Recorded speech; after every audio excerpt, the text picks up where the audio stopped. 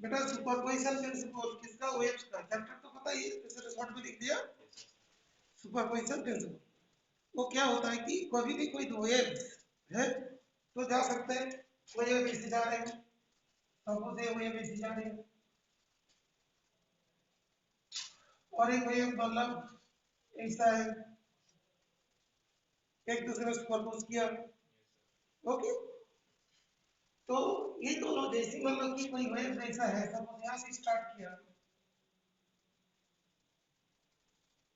और एक वेव यहाँ से स्टार्ट किया, तो ये जो है ना, ये फर्स्ट एंड सेकंड जो रिजल्टेंट हुआ वो तो ज्यादा बढ़ गया रिजल्ट। ओके, डायग्राम को एक बार और दोबारा बना देता हूँ।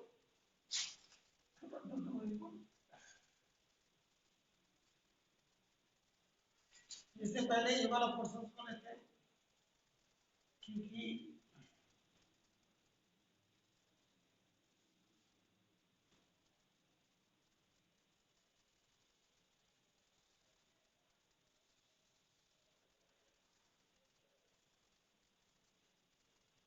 ये दो वेव्स है, नंबर वन नंबर टू। ऐसे भी हो सकते हैं, दो वेव्स कैसे भी हो सकते हैं।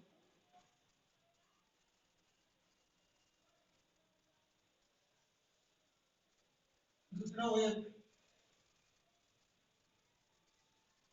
ऐसे भी जा सकते हैं, डायरेक्शन बना लेते हैं। तो अभी इसकी मतलब एम्पलीट्यूड ये था, इसका मतलब भी था, रिजल्टेंट एम्पलीट्यूड जो होगा तो क्या होगा, ए प्लस बी रिजल्टेंट।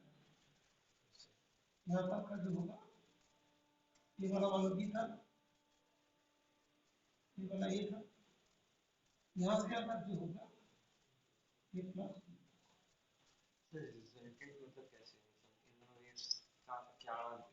जैसे कोई जैसे लाइट मान लो फॉल कर रहे हैं, दोनों लाइट एक साथ आए एक ही जगह पर आए, तो उसके बाद इंटेंसिटी बढ़ जाती है, कोई घट भी सकते हैं, ठीक है ना बेटा। तो उस टाइप का बात कर रहा है। ओके, जैसे हम भी कुछ बोल रहे हैं, तुम भी कुछ बोल रहे हो, ठीक है ना, तो दोनों साउंड मिक्स हो गया तो इंटेंसिटी बढ़ भी सकते हैं, घट भी सकते हैं, ठीक है। दोनों इस पोजीशन में है, ये वाला ये है,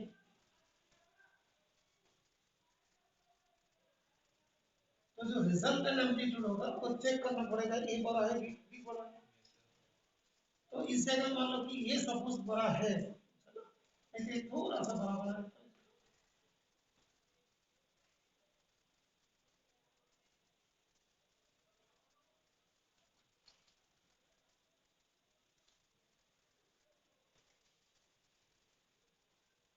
ये वाला ये है, इसका जो रिजल्टेंट एम्पलीट्यूड होगा वैसा है। ये जो होगा इसका amplitude that will be A minus, इसको क्या बोलते हैं, वेक्टर साइन।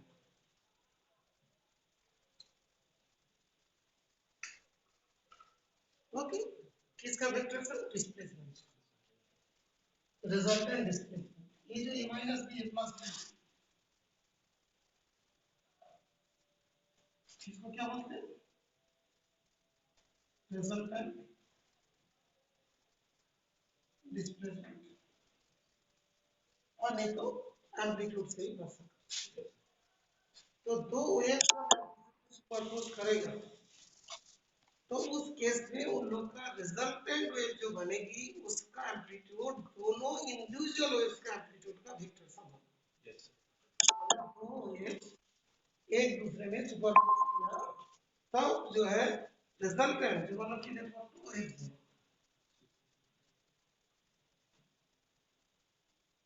जैसे मान लो कोई चीज एक साथ मिलते ओवरलैप बोलता है, मिक्स बोलते हैं, यहाँ पे क्या बोलते हैं, सुपरपोज, टू वेव सुपरपोज किया, तो जो वेव जो बनेगा, दो वेव सुपरपोज किया एक दूसरे के ऊपर मतलब इंसिडेंट किया, उसके बाद जो रिजल्टेंट होगा, रिजल्टेंट वेव जो बनेगा उसका जो एम्पलीट्यूड होगा उसका जो एम्पलीट्यूड और डिस्प्लेसमेंट बोलोगे, that will be the sum of the, बोलोगे वेक्टर सम,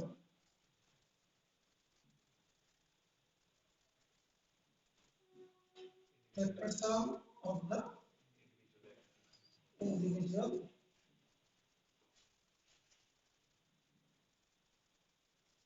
वेव्स,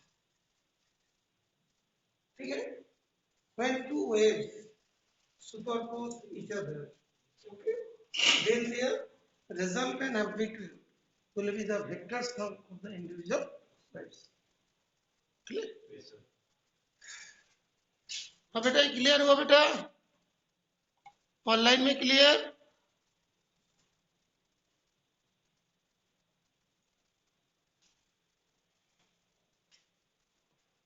ओके, तो नेक्स्ट देखते हैं कि इसका इफेक्ट क्या क्या होगा।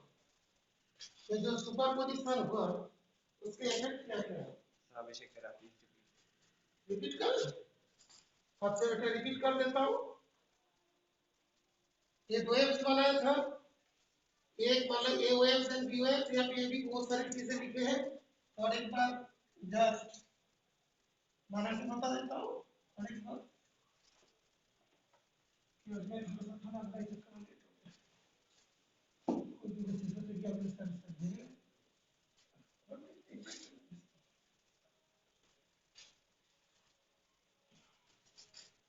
बेटा देखो, दो वेव्स जब है, मतलब दो वेव्स की बात कर रहे हैं, एक वेव है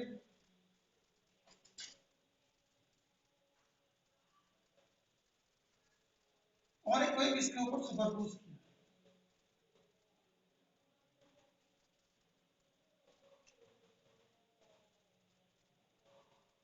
ये वाला ये है, इसका जो है, तो जो रिजल्टेंट वेव बना, इससे जो रिजल्टेंट वेव बना, ये दोनों के वजह से जो रिजल्टेंट बना,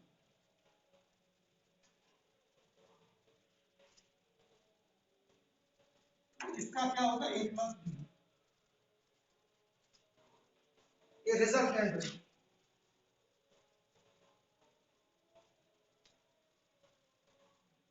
और ये वाला इंडिविजुअल वेव,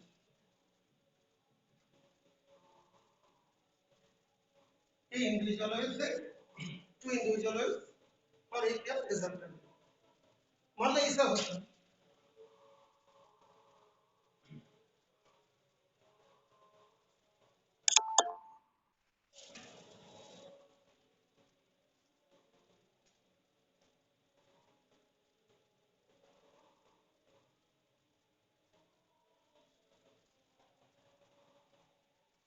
तो इसमें से देखा जाता है,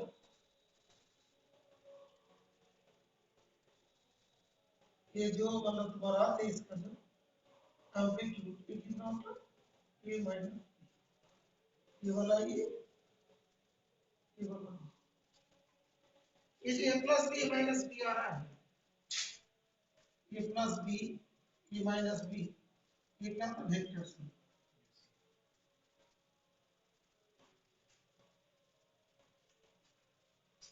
तो superposition principle, it is the phenomenon, नहीं तो बोलोगे, तो इस सुपरपोजिशन प्रिंसिपल के वजह से क्या होगा, amplitude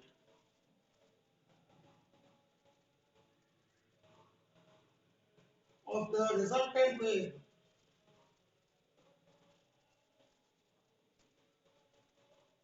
will be the vector sum of the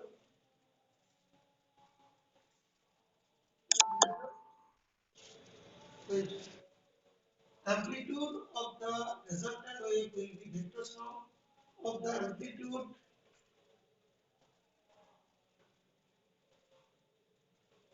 of the individual wave.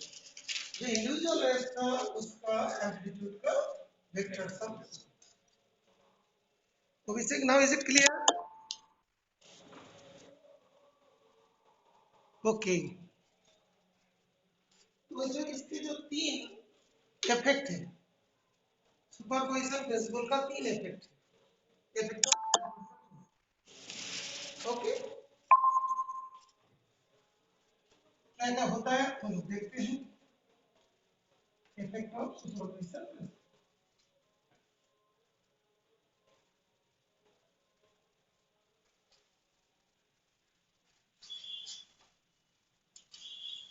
Effect of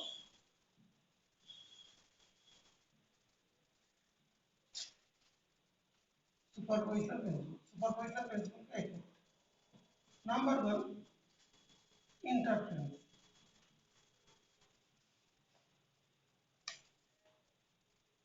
number 2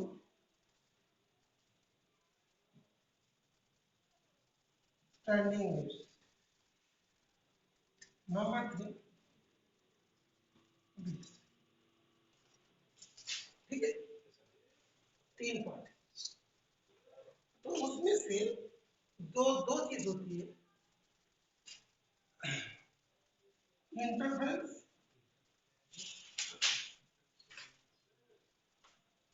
और interference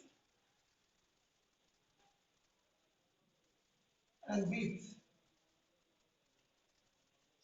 both waves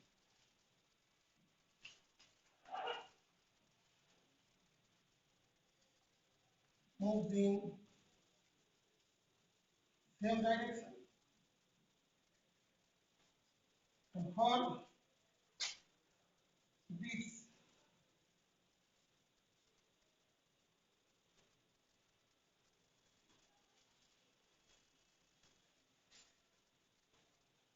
or standing waves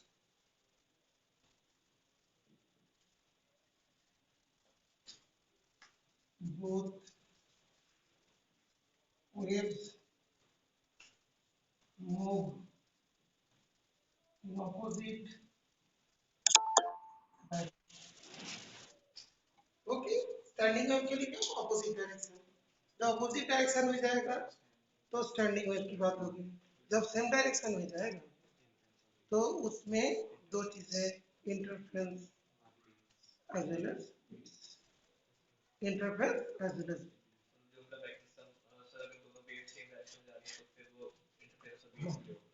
तो अभी इंटरफेरेंस और बीट्स में क्या डिफरेंस होगा वो एक बार चेक कर लेते हैं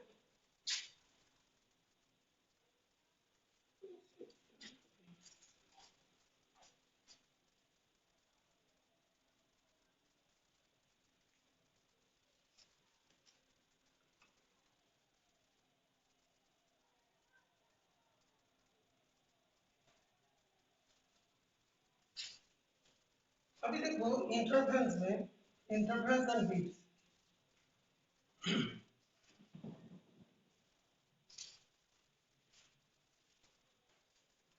इंटरफेरेंस में क्या होता है कि देखो क्या मैसेज सेम होते हैं सेम फ्रीक्वेंसी होगी दोनों एक सेम फ्रीक्वेंसी होगी इंटरफेरेंस में सेम स्पीड होगी same frequency same speed same amplitude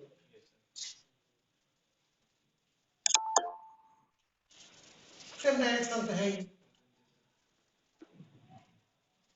पहले बता दिया था सेम डायरेक्शन और बीट्स में क्या होगा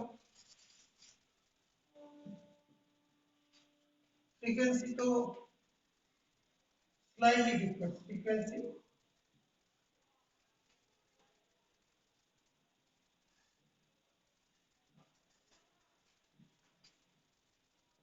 स्लाइटली डिफरेंट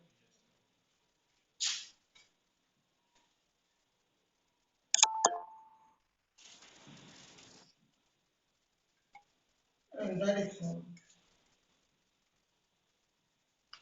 सेम है ठीक है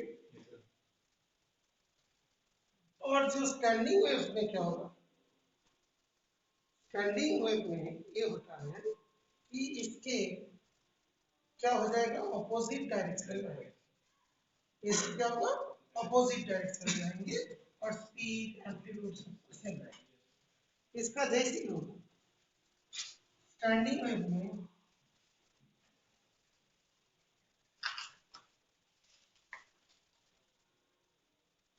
ये जो स्टैंडिंग वेव्स की बात होगी वहां पे क्या है, बेसिकली जो है इसका अपोजिट डायरेक्शन होना जरूरी है। ओके, अब एक एक करके हम लोग इंटरफेरेंस, बीट्स और स्टैंडिंग वेव्स के बारे में बताएंगे, ठीक है। तो पहले देखते हैं कि इंटरफेरेंस क्या होता है। ओके, नोट करो तो नोट करो, तो कोई फोटो सेंड करो।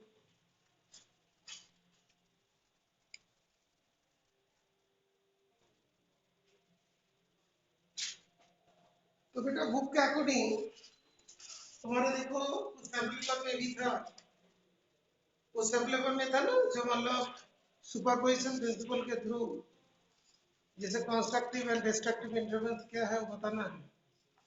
तो उसके लिए बेटा देखो एनसीईआरटी के जो टॉपिक जो है ना,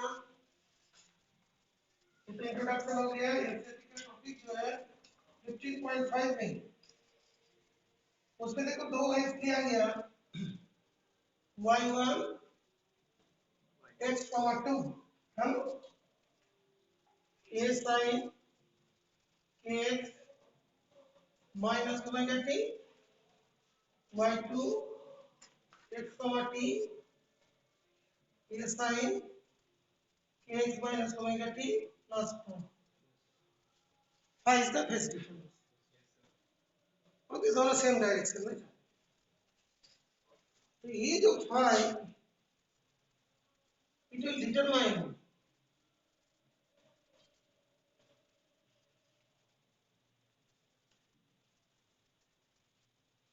जो इंटरफेरेंस होगी,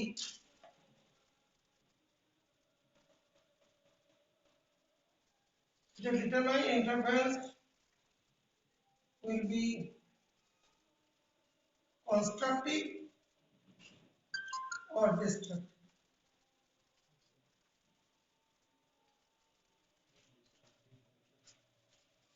जैसे तुमने देखा था इसमें तो दोनों का एम्पलीट्यूड सेम नहीं है ना, इस केस में एक केस में a प्लस a हो गया तो 2a हो गया, रेसिडुअल कांस्टेंट, और जहां पे माइनस हो रहा है a माइनस a 0 हो गया, डिस्टेंस एम्पलीट्यूड 0, ठीक है। तो अब इसको देखेंगे y equals to y1 plus y2, इसलिए मैंने एक ट्रिग्नोमेट्रिक कंडीशन करा दिया था, ट्रिग्नोमेट्री की सबका है sin kx minus omega t plus a sin kx minus omega t plus 4। ये कॉमन ले लेते हैं,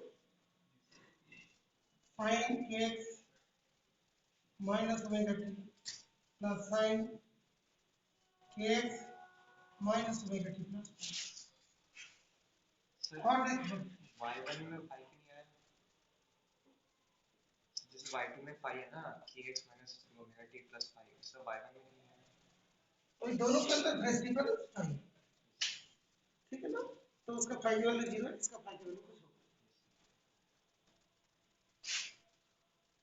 तो अभी देखते हैं ये जो इस फार्मूला को नहीं जानता ध्यान रखिएगा, ये फार्मूला यहाँ पे जरूरत पड़ेगी sin c plus sin d का formula 2 sin c plus d by 2 into cos c minus d, ठीक है ना, ये बार बार जरूरत है। 2 sin c plus d by 2 क्या होगा, omega t plus kx minus omega t plus 5।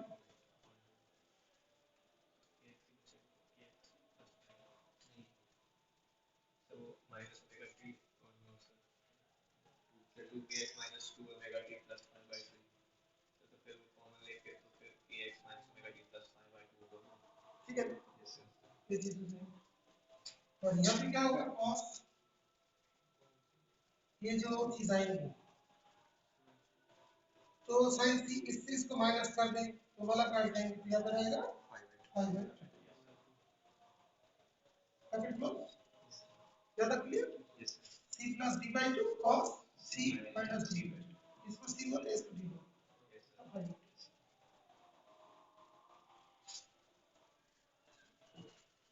Is it clear, yes और नो बेटा, इज इट क्लियर, यस और नो?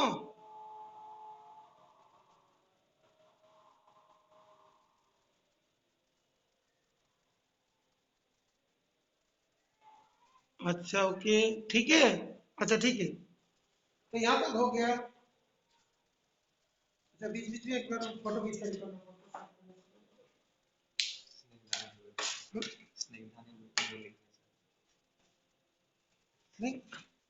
स्निग्धा नो लिखी क्या बेटा, लेकिन अच्छा और एक बार बता रहा हूँ, थोड़ा सा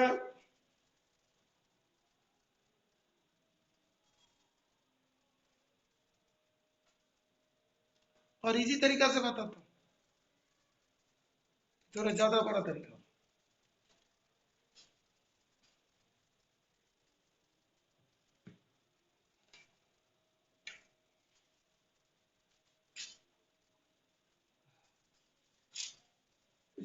सब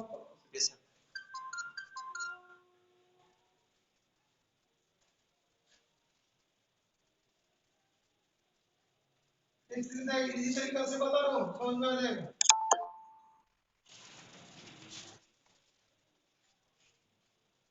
देख बेटा y इक्वल्स टू, ये जो है ना y तो पहले लिख दे, तेरा कोई प्रॉब्लम ही नहीं है।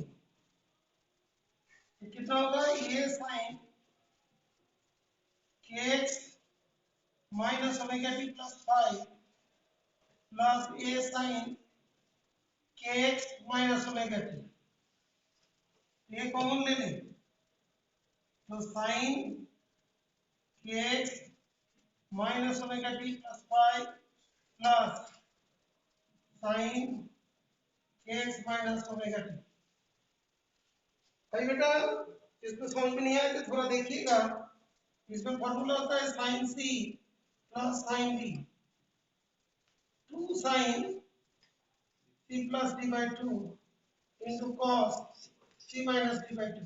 बेटा c के वैल्यू इतना, d के वैल्यू इतना, ये आ जाएगा 2 sin, दोनों का ऐड कर दिया तो 2kx minus 2 omega t plus 5 upon 2, दोनों का ऐड करते इतना आएगा। और cos, इससे इसको माइनस करते हैं, काट देंगे लेकिन ये बचेंगे 5/2। Ring is it clear? अच्छा ठीक, तो हम कहते देखो ये वेव को वेव का जैसे ही लिखते हैं, तो y इक्वल्स टू हमने लिखा 2a cos 5/2 sin, इधर 2 से काट जाएंगे, kx minus omega t plus 5/2, ठीक है। थोड़ी देर पहले हमने बोला था कि तुम्हारा जो फाई डिसाइड करते हैं कंस्ट्रक्टिव होगा डिस्ट्रक्टिव इंटरफेरेंस होगा, तो अभी इसको y इक्वल्स टू ये रिजल्टेंट एम्पलीट्यूड केवल एम्पलीट्यूड होगा sin kx minus omega t plus 5/2, ये जो रिजल्टेंट वेव हुआ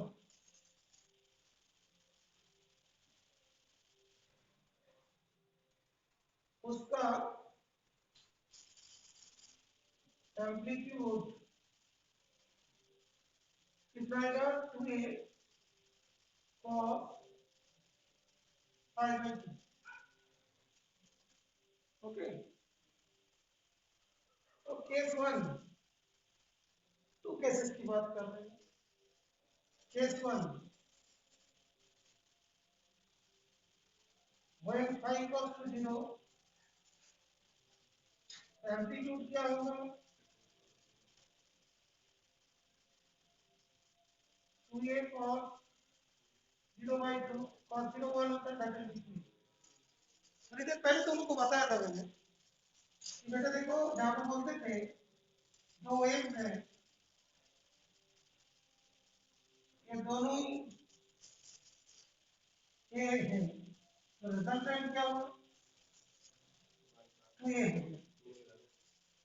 बोला था ना, दोनों सेम जाएगा, ठीक है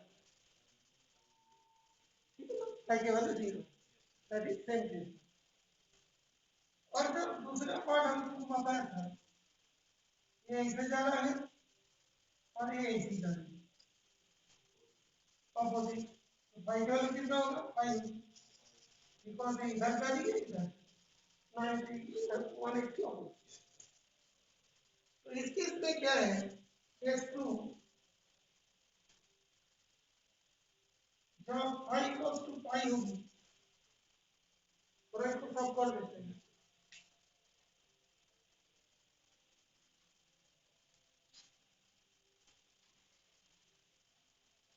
पाई इक्वल्स टू पाई होगा, तो एम्पलीट्यूड जो होगी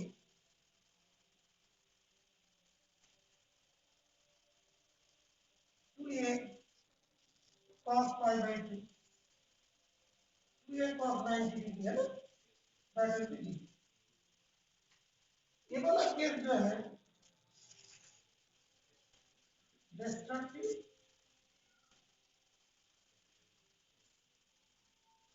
इंटरफेरेंस, ये वाला क्या है, कंस्ट्रक्टिव इंटरफेरेंस। और ये तुम्हारे एनसीईआरटी बुक में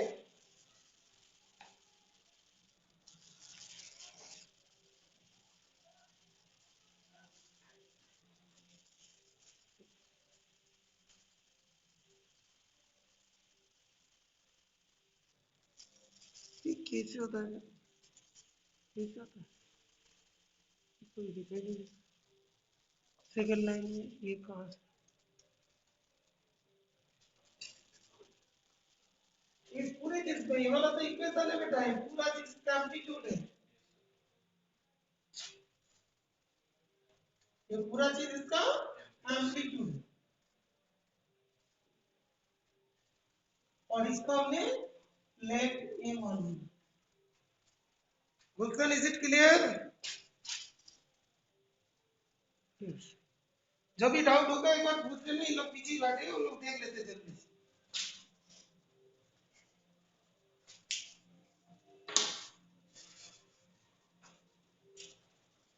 तो इसको बुक को दिखाना है तो ऐसे करने से नहीं होगा, राइट साइड का फासला नहीं वैसे, सर फोकस इसमें नहीं है, दूर से एक बार दूर से दिखा, सर इतना और पास आ सकता है, अरे, तो सर आ रहा है, अरे, ये हाँ सर आ रहा कान कुछ नहीं, कुछ नहीं बेटा, इसमें ठीक है तेरे को? है, बस यस सर, यहाँ से देखना, इस जगह पे लिखा है कंस्ट्रक्टिव इंटरफेरेंस, डिस्ट्रक्टिव इंटरफेरेंस इसी जगह पे दिया है, ये वाला कंस्ट्रक्टिव, ये वाला डिस्ट्रक्टिव। जसनीत था तुम्हारा जो डाउट था, सुन लो, तुमने पूछा है कहां से आया, इधर देखो बेटा, a into 2 to a cos 5/2, और इस वाला पोर्शन जो है इसको यहाँ पे लिख दिया 2kx/2, x होगी 2 minus 2 omega t/2, omega t होगी, और क्या होगा 5/2,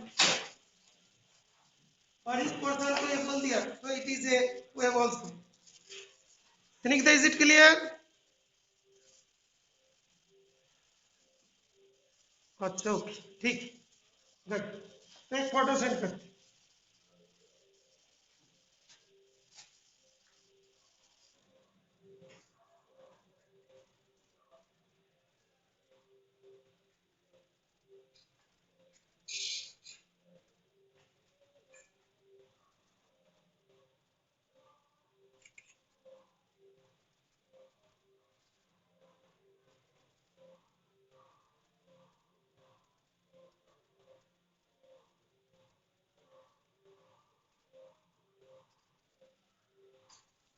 बुक में जैसे दिया है इसी बताऊंगा,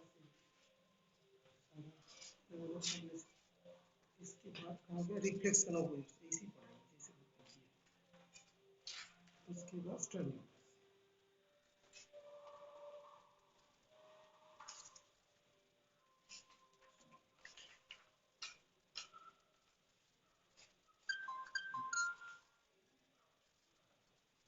हाँ बेटा, इसके बाद एनसीईआरटी में टॉपिक नंबर दिया है standing waves and normal mode and normal mode.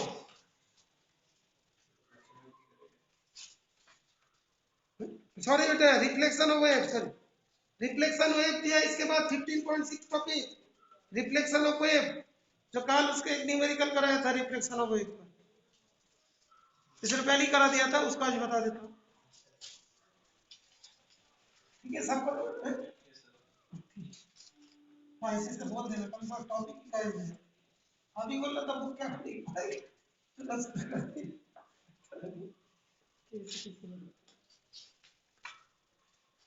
Topic 15.6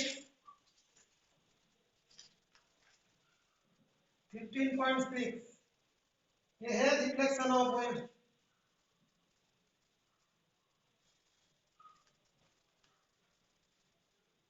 और जो सुपरपोजिशन टेलीस्कोप थी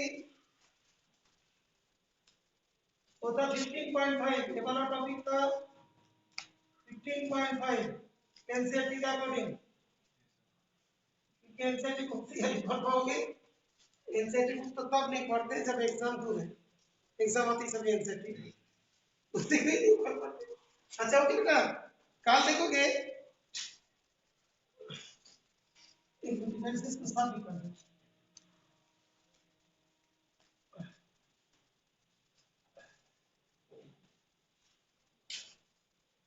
तो अभी रिफ्लेक्शन ऑफ वेव्स की बात करते हैं। रिफ्लेक्शन ऑफ वेव्स की बात है, क्या होता है रिफ्लेक्शन।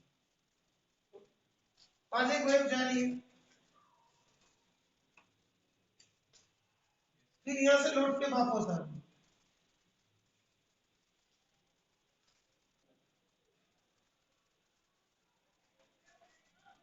है, रिफ्लेक्शन हुई, उधर पे स्ट्रिंग से लगा हुआ। तो क्या चेंजेस था, वो आगे घूम के, वो घूम के एक वाले वेव का, जो फर्स्ट वाला वेव का इंसिडेंट वेव का y equals to a sin kx omega t। तो जो रिफ्लेक्टेड वेव होगी, जो इस आ रही है, उसका क्या होगा, y equals to a incident wave या reflected wave,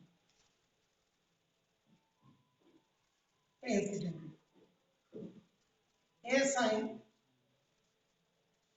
kx minus omega t plus pi is the phase difference. Pi is the phase difference.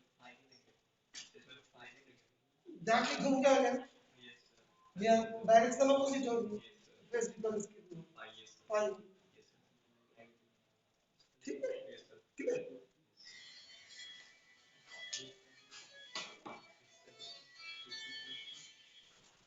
Hello hello, हाँ पास किया था, हाँ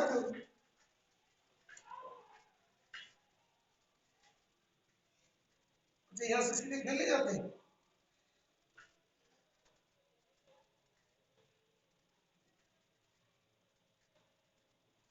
तो देखिए, मैं उनकी बताइएगा, ठीक है, कल उसको बताना पड़ेगा, एटलीस्ट बैठ कर घर में रख के खेलने जाते हैं। तो पढ़ तो रहे ठीक, जैसे दोनों थोड़ा इंटरेस्ट तो दिखाते हैं। ठीक है, अभी मैं देखता हूँ उसको समझाता हूँ कि एटलीस्ट घर में कुछ रख के फिर आए। ठीक है, ठीक है, हाँ।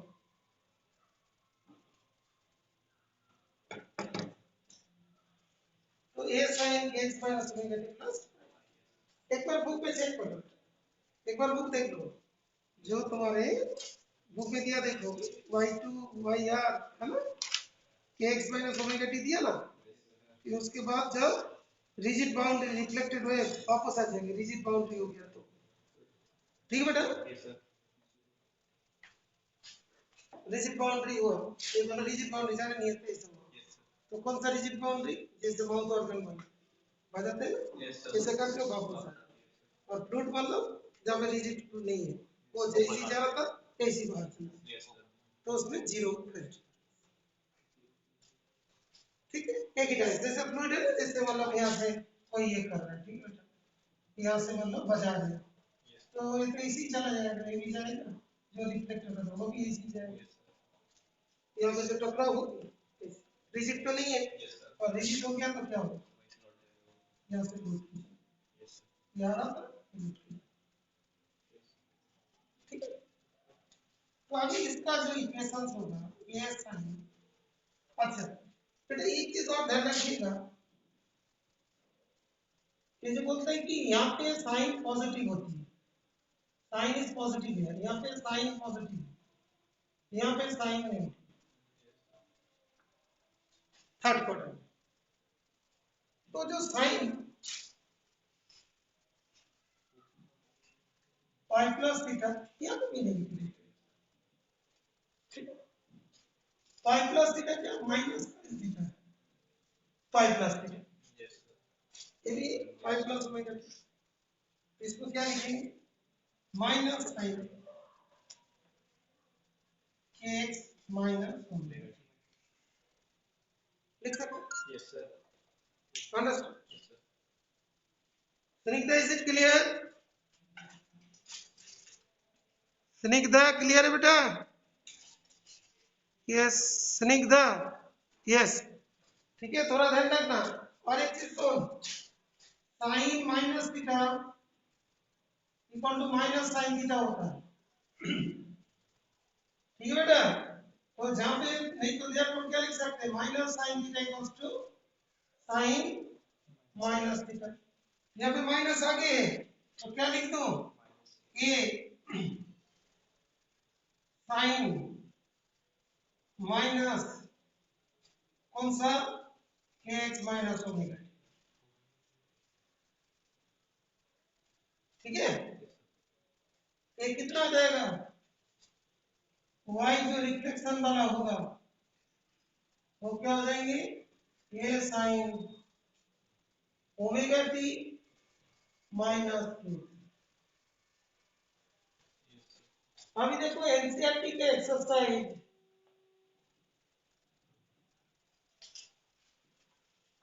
क्वेश्चन नंबर 15.24 कल बताए थे, कल बताए थे, उसमें देखो ये वाला जो था रिफ्लेक्टेड वेव था ना, रिफ्लेक्टेड वेव, कल एक दो बच्चे डाउट भी पूछे थे, रिफ्लेक्टेड वेव है, इसीलिए देखो एनसीईआरटी के जो आंसर दिया है, एनसीईआरटी में जो आंसर्स दिए, आंसर में देखो यही लिखा है ए साइन ओमेगा टी माइनस के, चेक कर लो बेटा, आंसर चेक करो एनसीईआरटी बुक के पीछे, वो रिफ्लेक्टेड वेव है, कल मैंने कराया था, है कि नहीं, ठीक है ना,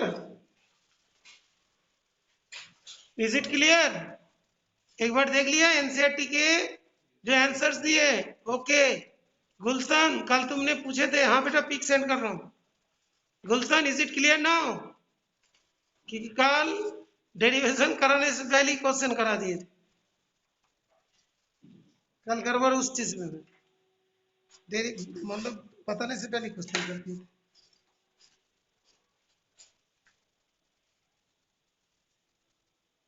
हाँ पिक सेंड कर रहे हैं,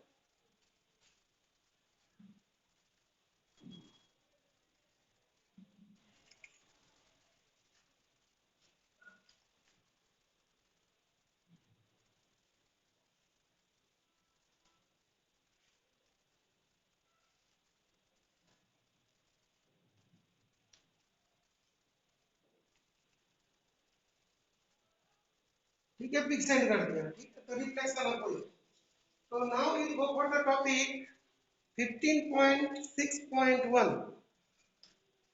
reflection of wave से we will go for the standing wave and normal mode,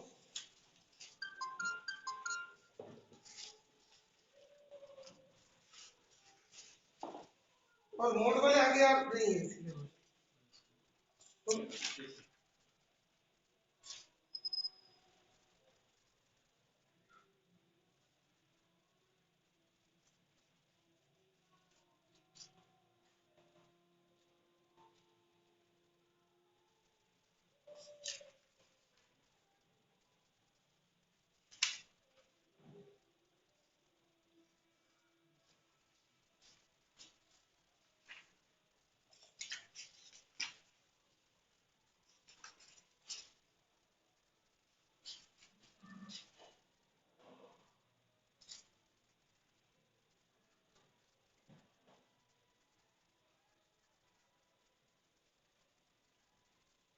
standing wave.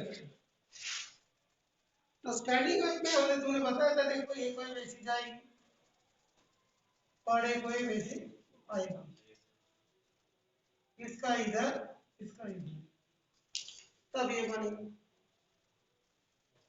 ठीक है ना, एक राइट में जा रहा है एक लेफ्ट में। इसी तरह को उन लोग दो इक्वेशंस दिए हैं, y1 जो xt ये sine kx minus omega t, ठीक है। और इस बनेगा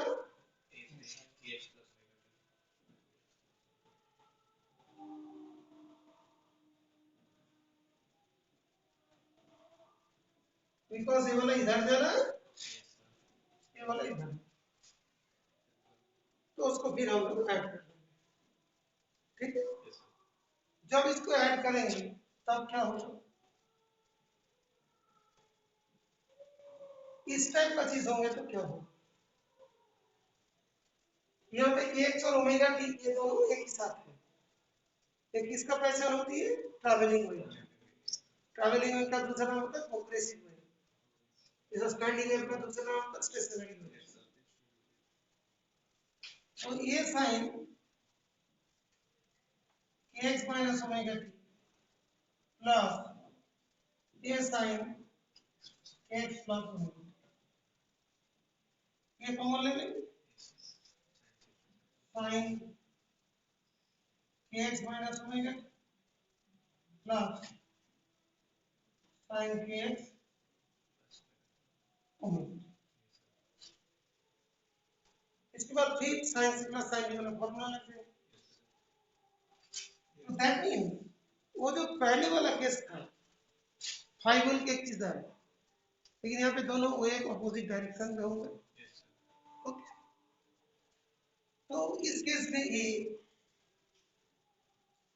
2 sine c plus D by 2 दोनों को ऐड कर दो, तो दोनों जब ऐड होगा तो इसी तरह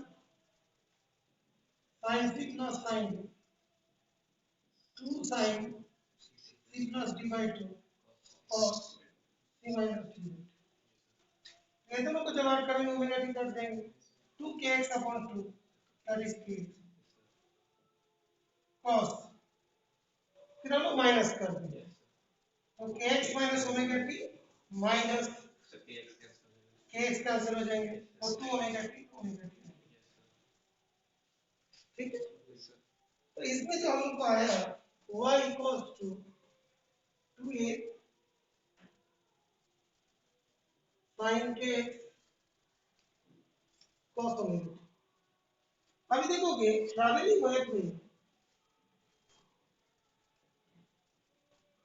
क्या होता है, ऐसा क्वेश्चन आता है kx plus minus omega T ऐसा आता है, ठीक है। लेकिन यहाँ पे क्या होगा, kx एंड इस केस में kx and omega T coming separately, तो ये क्या हुआ, सेपरेटली जब आता है उसको क्या बोलते हैं, स्टैंडिंग वेव। ठीक है, अंडरस्टूड, सेपरेटली जब है उसको बोलते हैं स्टैंडिंग वेव। तो देखो तुम्हारा बुक में लिखा है पेज नंबर 375 में 2a kx cos omega t. Note the important difference in the wave pattern described in 15.37. Listen. From the described above, terms kx and omega t evaporate separately, not in the combination kx minus omega t. इस तरीके से नहीं, separately आए। The amplitude of this wave is 2a sin kx. ये तो दिखाई दे रहे हैं, ये वाला क्या होगा इसका amplitude।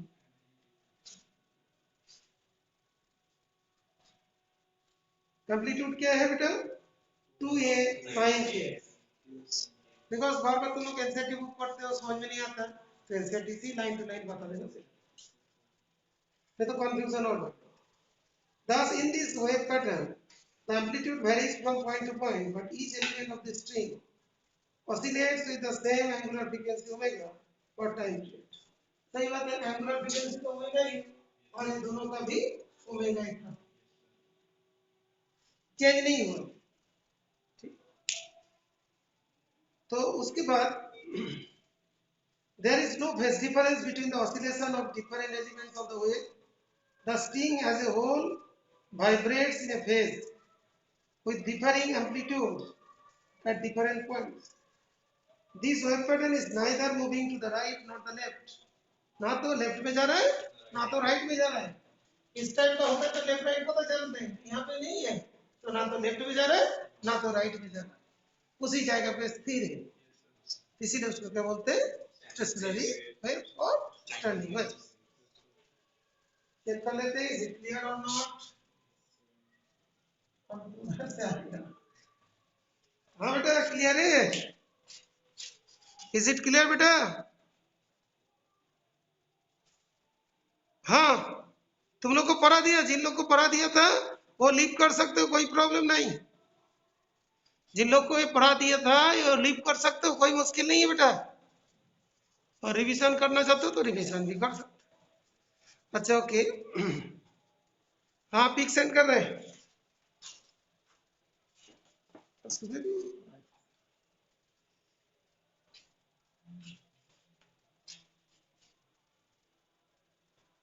हाँ पिक सेंड कर रहे हैं।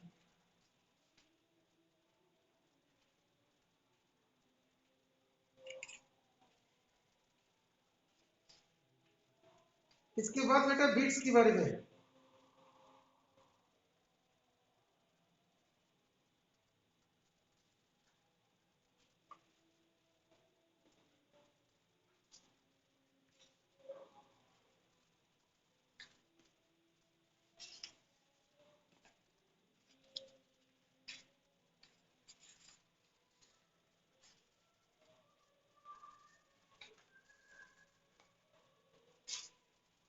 बेटा इसके बाद जो टॉपिक है ना उसको हट गया तो chord harmonics and all, normal modes, first harmonic, fundamental note, ये सब तो हट गया, लेकिन बीट सिलेबस पे है, दैट इज 15.7।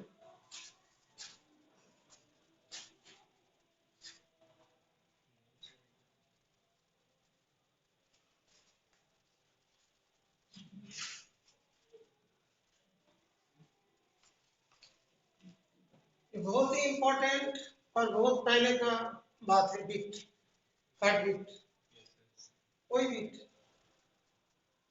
ठीक है ना। तो उसी के बारे में लाभडू है ना, या वो चीज है वही चीज है, इसी के बारे में है, लेकिन यहाँ भी थोड़ा सा अलग तरीका से इक्वेशन की तरफ बना है। तो अभी देखते हैं कि इस जगह पे जो एनसीईआरटी में जिस तरीके से इसको सॉल्व किया उसी तरीके से हम लोग लिया जाए। तो इस जगह पे बीट्स के बारे में जब हम लोग चेक करेंगे, बीट्स कब बनेगी, जब मान लो कि उसमें लिटिल स्लाइटली डिफरेंस होगी फ्रीक्वेंसी में, लेकिन जाएगा कौन सा डायरेक्शन में, सेम डायरेक्शन। पूरा ध्यान रखिएगा, ऐसे ध्यान रखिएगा, एसबीआई एसबीआई मतलब S for same, B for beat और आई फॉर इंटरफेरेंस। तो इंटरफेरेंस और बीट्स कब होती है, जब मतलब सेम डायरेक्शन में जाते हैं, और जब अपोजिट डायरेक्शन में जाते हैं तब standing direction.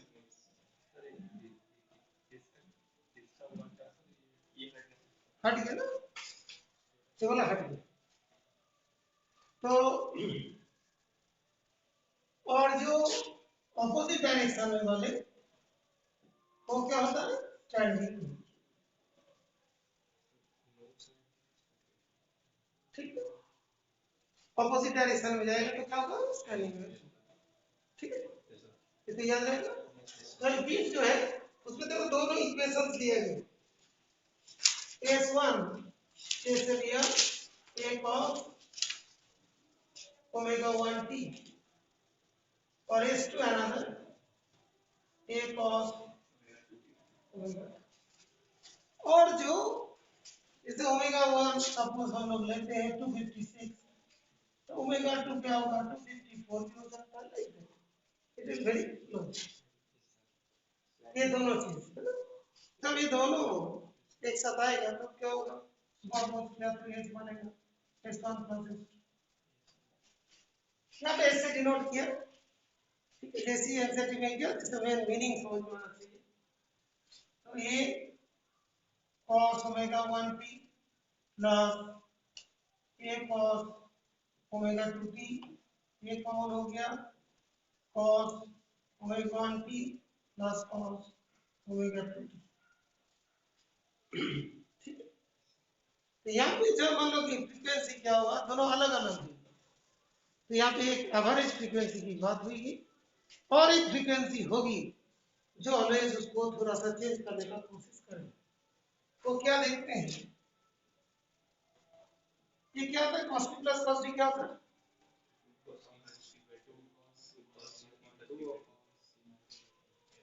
2 cos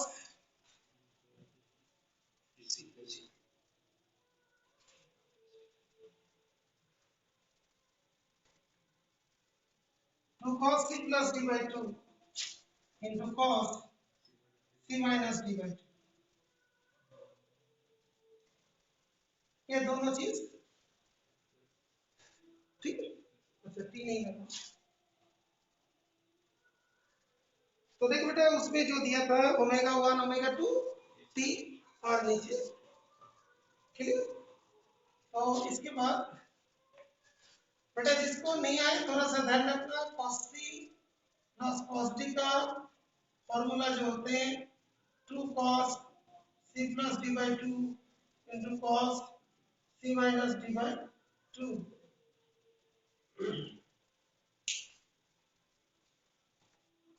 Snigdha, is it clear? Snigdha, अच्छा ठीक है, इसका फोटो सेंड कर दो।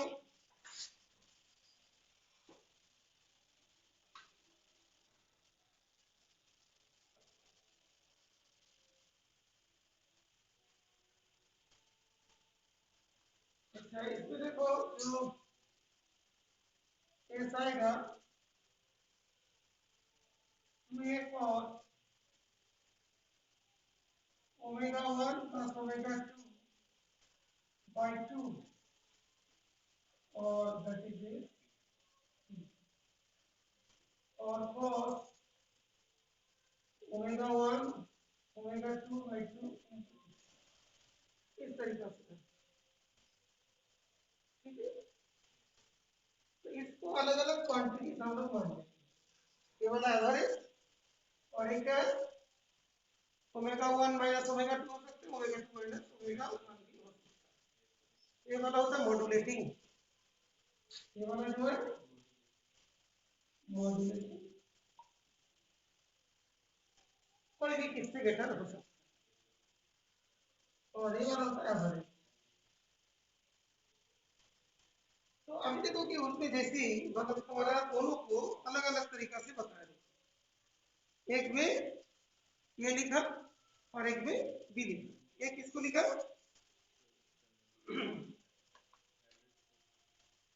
चलो एवरेज को ए लिखा, ठीक है। क्योंकि बुक में मिसप्रिंट हुआ एग्जैक्ट, देखो मेरा बुक में मिसप्रिंट, एवरेज को ओमेगा ऐसे लिख दिया, और जो मॉड्यूलेटिंग है वही क्या करता है, बीट प्रोड्यूस करता है, बीट प्रोडक्शन में हेल्प करता है, इसको क्या बोलेंगे ओमेगा बी। तो वी कैन राइट हियर कि cos एवरेज ओमेगा 80 और cos ओमेगा बी, कैसी सर। तो cos ओमेगा बी की जैसे एवरेज वैल्यूज के रेस्पेक्ट में हम ऐसे लिख देते हैं cos ए ओमेगा बी की,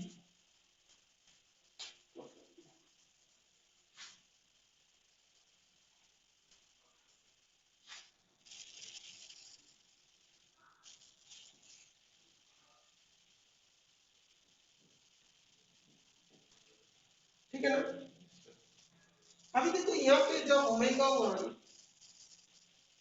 ज्यादा मतलब कि बड़ा नहीं हो, ठीक है बेटा, तो उस केस में क्या होता है कि जो देखो ये दोनों ऐड कर माइनस कर ये दोनों ऐड कर omega B will be very lesser than omega E. That means इसका फ्रीक्वेंसी किसके ऊपर डिपेंड करेगा? ओमेगा के ऊपर। तो इसका जो फ्रीक्वेंसी होगी वो क्या होगा? ओमेगा ए के तरफ जाएगा, नॉट ओमेगा बी के तरफ। और ओमेगा बी क्या करेंगे? उसके ओमेगा ए को always influence. That's why this is called modulating, this is called average. पर जो मॉड्यूलेटिंग वाला होता है वो क्या होता है? Omega 1 minus omega 2 upon 2। तो twice of omega B equals to omega 1 minus omega 2। इसी को क्या बोला जाता है? Beat frequency. ये जो ओमेगा 1 माइनस ओमेगा 2 ये जो है फ्रीक्वेंसी को रेस्पेक्ट में लिख देंगे। कितना टाइम ये जो इसी को ही बोलते हैं बीट फ्रीक्वेंसी। तो ओमेगा 1 जो चेंजेस होता है यहाँ पे, इसके अंदर जो चेंजेस आता है इसकी वजह से होता है, तो इसीलिए क्या बोलते हैं इसको? Beat frequency. तो बीट फ्रीक्वेंसी के लिए कौन होगा? Omega 1 minus omega 2। तो 2 पाई f1 माइनस 2 पाई f2। सही बात। Omega equal to 2 pi f1। तो 2 पाई फ्रीक्वेंसी का डिफरेंस क्या? f1 minus f2। जो तुम लोग को डायग्राम जो है ना, डायग्राम में भी यही दिया, देखोगे डायग्राम से भी बोलना पड़ते हैं। तो 380 में जो डायग्राम दिया है पेज नंबर, वो क्या है? देखो f1 मतलब कितना है? 11, f2 कितना है? दैट इज 9, और बीट फ्रीक्वेंसी कितनी है? That is 11 minus 9 that is 2। कौन सा फिगर में? फिगर 15.6, 15.16। अब बेटा इज इट क्लियर?